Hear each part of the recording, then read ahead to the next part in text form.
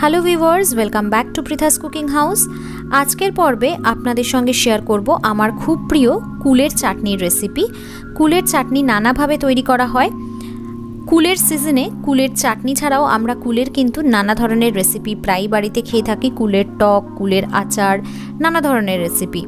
আজকের পদ্ধতিতে আমি যে রেসিপিটা আপনাদের সঙ্গে শেয়ার করব কুলের চাটনির, এটা খুবই ইজি এবং খেতে কিন্তু অসাধারণ লাগে। ভাত, ডাল, মাছ, মাংসর পর শেষ পাতে এই কুলের চাটনি থাকলে দুপুরের লাঞ্চটা কিন্তু জাস্ট জমে যায়। তো চলুন ঝটপট দেখে নেওয়া যাক আমি কিভাবে এই কুলের চাটনিটা তৈরি করি। এখানে আমি কুলের চাটনি তৈরি করার জন্য 250 গ্রাম কুল নিয়েছি। কুলটাকে খুব ভালো করে ধুয়ে পরিষ্কার করে নিয়েছি এবং কুলের যে বোঁটাগুলো হয় সেগুলো ফেলে দিয়েছি। এবারে এখানে দেখুন আমি 3টে মিডিয়াম সাইজের টমেটোকে খুব ভালো করে ধুয়ে পরিষ্কার করে নিয়ে স্লাইস করে কেটে রেখেছি। একটা কড়াই নিয়ে নিয়েছি, কড়াইয়ের মধ্যে অ্যাড করলাম 1 টেবিল স্পুন পরিমাণ সর্ষের তেল। কুলের চাটনি কিন্তু অবশ্যই সর্ষের তেলে করতে হবে। তেলটা ভালো মতো গরম হয়ে গেলে দিয়ে দিলাম 3টে শুকনো লঙ্কাকে মাঝখান থেকে ফাটিয়ে নিয়ে, আর দিয়ে দিলাম 1/2 টিস্পুন পরিমাণ 5 ফোড়ন। ফোড়নের সমস্ত জিনিসগুলো খুব ভালো করে যখন ভাজা হয়ে যাবে, একটা সুন্দর যখন গন্ধ বেরোবে, তখন কড়াইয়ের মধ্যে আমরা অ্যাড করে দেব আগে থেকে ধুয়ে পরিষ্কার করে রাখা 250 গ্রাম কুল। কুলটাকে 3 থেকে 4 মিনিট ধরে আমরা একটু ভেজে নেব।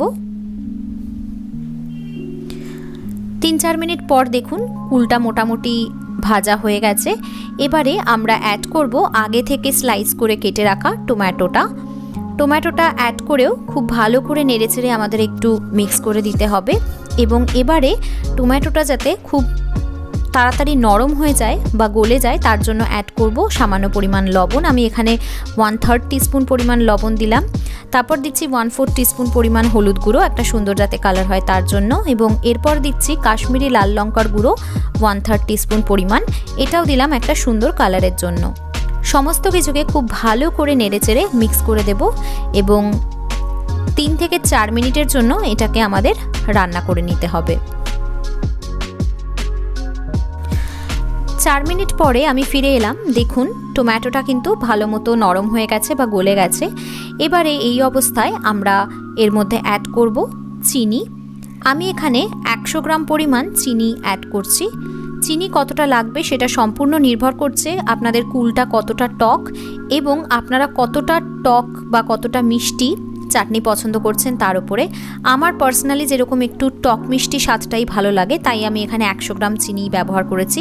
আপনাদের যদি বেশি মিষ্টি এবং কম টক চাটনির স্বাদ পছন্দ হয় তাহলে আরও কিছুটা পরিমাণ চিনি কিন্তু অ্যাড করতে পারেন। চিনিটা দিয়ে খুব ভালো করে নেড়েচেড়ে মিক্স করে দেব এবং আরও 4 থেকে 5 মিনিটের জন্য এটা আমাদের করে নিতে হবে রান্নাটা। 5 মিনিট পরে আমি ফিরে এলাম। দেখুন চিনিটা খুব ভালোভাবে গলে গেছে বা ডিজলভ হয়ে গেছে এবং চাটনিটাও কিন্তু দেখতে খুবই সুন্দর লাগছে। কুলগুলো দেখুন অনেকগুলোই মাঝখান থেকে ফেটে মতো গেছে।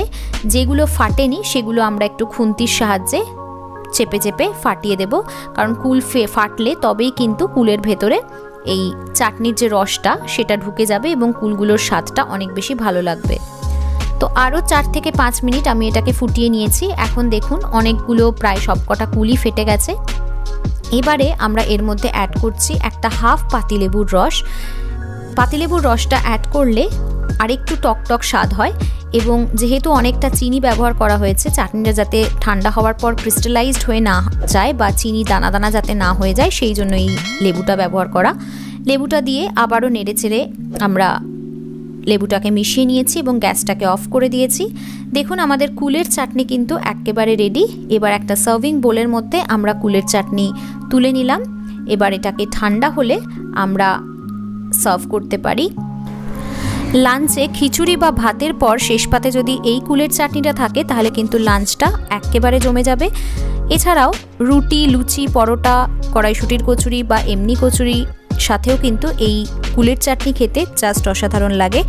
আজকের পর্বের এই কুলের চাটনির রেসিপিটা আপনাদের কেমন লাগলো আমাকে নিচে কমেন্ট করে জানাতে ভুলবেন না। আর রেসিপিটা যদি ভালো লাগে ভিডিওটাতে অতি অবশ্যই একটা লাইক করে দেবেন এবং ভিডিওটা সকলের সাথে শেয়ার করবেন। আর আমার চ্যানেলে যদি আজকে প্রথমবার এসে থাকেন, চ্যানেলটা এখনও সাবস্ক্রাইব করে না থাকেন, তাহলে অতি অবশ্যই চ্যানেলটাকে সাবস্ক্রাইব করে দিয়ে পাশে থাকা বেল নোটিফিকেশন আইকনটা অন করে দেবেন। তাহলে আমি চ্যানেলে যখনই নতুন নতুন রেসিপি আপলোড করব নোটিফিকেশন আপনার কাছেই সববার আগে পৌঁছে যাবে। খুব শিগগির হাজির হব পরবর্তী এপিসোডে। টিল দেন আপনারা সবাই ভালো থাকবেন। বাই।